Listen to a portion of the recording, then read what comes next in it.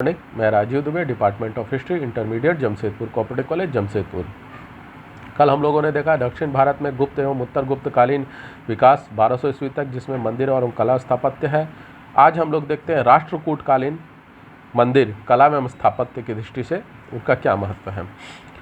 तो राष्ट्रकूटकालीन, जिस तरह गुप्तकालीन में गुप्त साम्राज्य का समय रहा, गुप्त शासकों ने शासन किया और उनका समय को गुप्त काल कहा गया, उसी तरह राष्ट्रकूट के शासकों ने शासन किया तो वो राष्ट्रकूट काल कहा गया। राष्ट्रकूट काल के समय में जो मंदिरें बनाए गए और उनका जो कला एवं स्थापत्य की दृष्टि से क्या महत्व है, इन सब चीज़ों के बारे में हम लोग आज चर्चा करेंगे।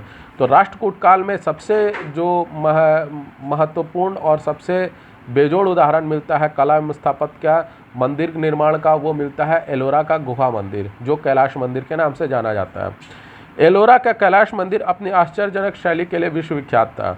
Doctor VA. स्मिथ मंदिर के बारे में लिखते हैं, ठोस चट्टान से निकाली गई इस मंदिर की संरचना निस्संदेह भारत की सबसे आश्चर्यजनक शिल्पकला की बेजोड़ मिसाल है। निश्चित रूप से है, क्योंकि इस मंदिर को जिस तरह से बनाया गया है वो सचमुच भारत के शिल्पकला का बेजोड़ उदाहरण है। इसका दूसरा उदाहरण आज तक नहीं मिला।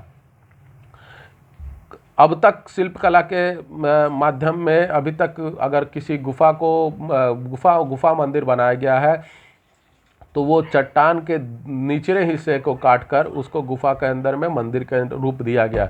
परंतु कैलाश मंदिर स्थापत्य की एक अलग कला शैली का उदाहरण बनता है, जिसमें कलाकारों ने पर्वत के ऊपर से शीर्ष से तराशना आरंभ किया और ऊपर से नीचे तक मंदिर के सभी अंग निर्मित किए गए। यानी कि चट्टान को, पहाड़ को ऊपर से यानी सबसे शीर्ष से तराशते हुए वो नीचे आए और नीचे आते आते उन्होंने एक मंदिर का स्वरूप दे दिया। जनरली उस समय तक शिल्पकला होती थी निचले हिस्से को काटते हुए, तराशते हुए अंदर गुफा बनाना और गुफा के अंदर में मंदिर का निर्माण करना, लेकिन ये एक पूरे पहाड़ को ही ये मंदिर का रूप दे दिया गया। ये उस समय का सबसे बेहतरीन या सबसे सुंदर अगर नमूना बोला जाए शिल्पकला का, तो दूसरा कोई उदाहरण नहीं मिलता कैलाश मंदिर के अलावा। इस मंदिर का निर्माण राष्ट्रकूट शासक कृष्ण प्रथम ने अत्यधिक धन व्यय करके कराया था। निश्चित रूप से जब इतनी मेहनत होगी, एक पहाड़ को तराश कर मंदिर का रूप देना है, तो उसमें धन भी व्यय होगा, समय भी व्यय होगा। एक छोटी सी पत्थर को तराशने में कितना समय लगता है और कितना खर्च आता है, तो सोच लीजिए उस कैलाश मंदिर को बनाने में क्या खर्च आया होगा। और इसकी सबसे बड़ी विशेषता यह रही है कि यह मंदिर जो है एक ही चट्टान को ऊपर वर्णित करके, यानी ऊपर से तराशते हुए लाकर नीचे, ऊपर से तराश कर नीचे तक पूरा एक ही चट्टान को तराश करके मंदिर का रूप दिया गया है। इसका विशाल प्रांगण 275 फीट लंबा और 154 फीट चौड़ा है। इसमें विशाल स्तंभ लगे हुए हैं। छत पर मूर्तिकारी की गई है। मंदिर के ऊपर का विशाल शिखर जो है वो 95 फीट ऊंचा है। अब आप सोच लीजिए कितना विशाल पर्वत होगा जिसको काटकर ये मंदिर का रूप दिया गया। 275 फीट लंबा, 154 फीट चौड़ा और 95 फीट ऊंचा शिखर। अब आप अंदाज लगा सकते हैं कि उस समय की कला शैली का क्या मतलब विकास रहा होगा, कितनी उन्नत रही होगी वो कला शैली। मंदिर में प्रवेश द्वार तथा मंडप भी बनाए गए हैं। इसकी चौकी 25 फीट ऊंची है। चौकी के ऊपर और नीचे का भाग काफ़ी ढला हुआ है। मंदिर का विमान एक समानांतर चतुर्भुज के आकार में बना हुआ है। विमान के बीच वाले भाग पर हाथी और शेरों की मूर्तियाँ उकेरी गई, मतलब उसके साथ में हाथी और शेरों की मूर्तियाँ भी उकेरी गई हैं। इसी पहाड़ को काटकर मंदिर भी बनाया गया और मंदिर में पहाड़ में शेरों और हाथियों की मूर्तियों को भी बना दिया गया है। ये हाथी और शेर भी विमान को धारण करने का आभास देते हैं, मतलब ये लगता है कि एक विमान को ये लोग धारण किए हुए, इस तरह का आभास देते हैं। मंदिर की भित्तियों में अनेक देवी देवताओं की मूर्तियां उत्कीर्ण हैं। मंदिर में और अनेक देवी देवताओं की मूर्तियों को भी बनाया गया है। इनमें गोवर्धन धारण किए हुए कृष्ण, महिषासुर का वध करती हुई दुर्गा, कैलाश पर्वत उठाए हुए रावण, सीता हरण, जटायु से युद्ध, शिव के विभिन्न रूपों का कुशलता पूर्वक अंकन किया गया है।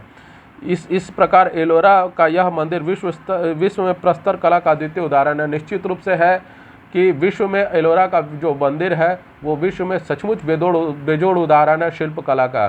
ऐसा दूसरा उदाहरण नहीं मिलता है। मिस्र के पिरामिड को एक उदाहरण माना जाता है, ये पिरामिड से भी ज़्यादा खूबसूरत है।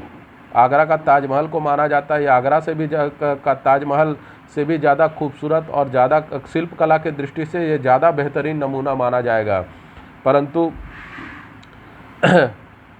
इसे उतनी पहचान नहीं मिली जितनी पहचान मिलनी चाहिए थी।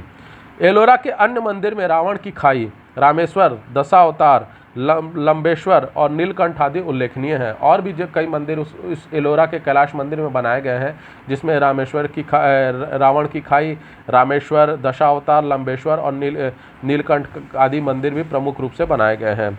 दशावतार मंदिर में विष्णु के 10 अवतारों की कथा मूर्तियों पर उत्कीर्ण है।